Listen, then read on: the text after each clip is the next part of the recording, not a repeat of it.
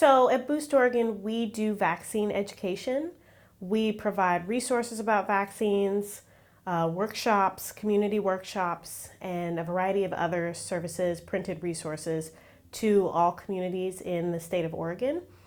I am Boost Oregon's Diversity Program Manager, so I oversee all of the outreach that we do to BIPOC communities, the Black community, and any communities of color in the state of Oregon.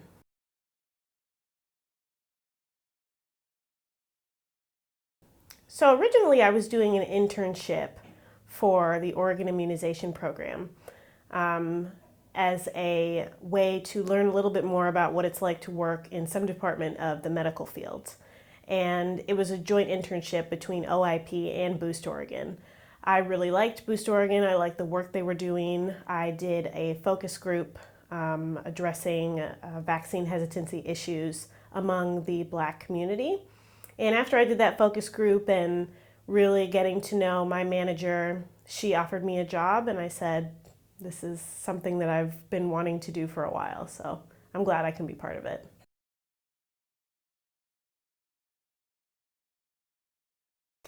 You know, members of the Black community are very skeptical, I've come to find, about vaccines. And that's not an abnormal thing to me, given all of the past public health and governmental and medical failures and abuses.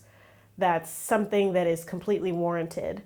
And I've found that members of the Black community, they see vaccines, especially the COVID-19 vaccines, as maybe something that could be harmful to them or just was made too rushed or something like that. And those are my number one concerns I come across. And in my line of work and what I try to do is go out into communities with factual, evidence-based information, but also with a kind and understanding heart. Like, I understand where your fears are coming from. I don't want you to feel like you shouldn't have these fears or anything like that. They're warranted. Let me understand you as a person coming from the same community that you do and reach you that way. And then we can discuss evidence-based and factual information.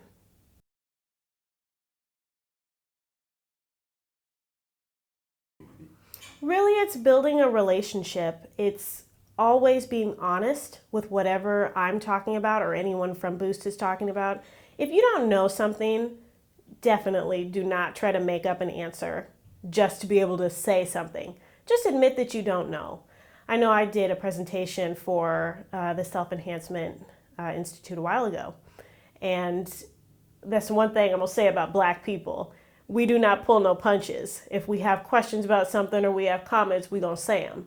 And I really appreciated that about that group. All the comments were important. Every single one of them was warranted. Some of the questions I didn't really know the answer to, and I admitted that. But a lot of the questions I really did have the answer to, and they appreciated when I said that I didn't know the answer and I would find that information and get back to you.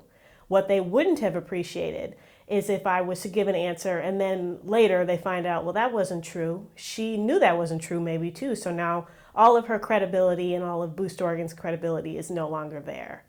So that's one of the main things, is to be honest, be open when you're talking to people, really try to get to know people and build relationships within the community.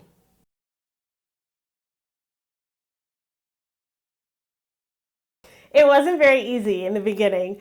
I know I have an aunt who still is a little hesitant about COVID-19 vaccines. She is vaccinated, but she only recently got vaccinated.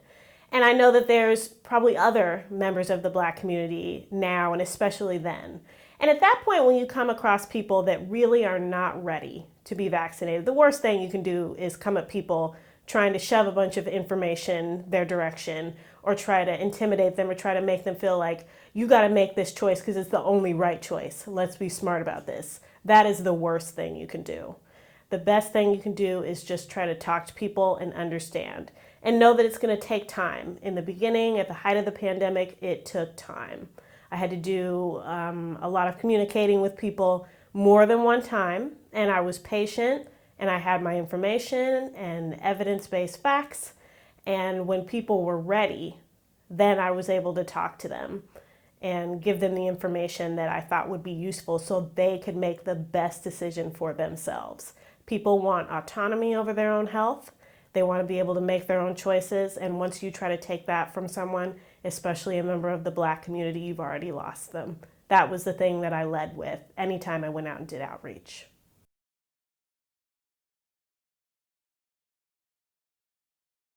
Absolutely. I think that the pandemic really laid bare a lot of really serious problems that exist in the medical field.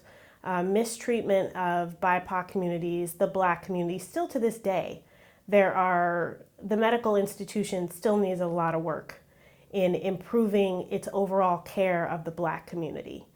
I think that was something that was very, very much exposed, and I think a lot of people are trying to do something about that more now than ever before. I know in everything I do for my work, I definitely try to put BIPOC communities first, the Black community first, because they're groups that people historically are not always listening to, and they're people that need to be listened to. So I think that's the number one thing that we've learned, that I've learned in all of the work that I do, any outreach that I do, any resources I create. I'm always trying to put the Black community first. And I think it's important to keep that in mind going forward. We're all people and we all need to be respected whenever we interact in the medical field.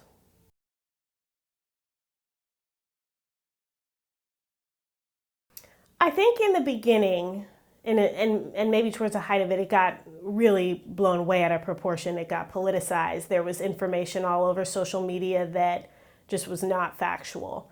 Now that some time has gone by, I think there's a lot of really good factual information. I believe that the work that we've done specifically in the state of Oregon has had a great impact, and that's why I really love what I do. And I think that attitudes about vaccines are changing. Have we changed every attitude? No. And I don't think that that's really possible. We just want to make it so that if there's someone that is on the fence about vaccines, a member of the Black community, you can come to us for resources. You will not feel belittled. You will feel listened to. You will be talking to someone that looks like you. And then you'll be able to make that type of decision for yourself. And I think that there's a lot more information out there now. People are a little bit more willing, if approached appropriately, to listen and consider new information.